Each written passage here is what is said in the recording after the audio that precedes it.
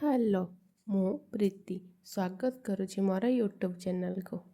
ଆଜି ଚାଲନ୍ତୁ ରବିବାର ସ୍ପେଶାଲ୍ ଗୋଟେ ମାଛ ତରକାରୀ ଦେଖିବା। ସେମିତି କହିବାକୁ ଗଲେ ବାହାଘର ପୂର୍ବରୁ ମୁଁ ତ କେବେ ମାଛ ତରକାରୀ ରାନ୍ଧିବା ଶିଖିନଥିଲି। ଯାହା ଦେଖିଥିଲି ମାଇମାନଙ୍କ ପାଖରୁ ବାସ୍ ସେୟାକୁ ଦେଖି ଆଜି ମୁଁ ଟିକେ ମାଛ ତରକାରୀ ବନେଇଛି। କେମିତି ହେଇଛି କମେଣ୍ଟରେ ନିଶ୍ଚିନ୍ତ ଜଣାଇବେ।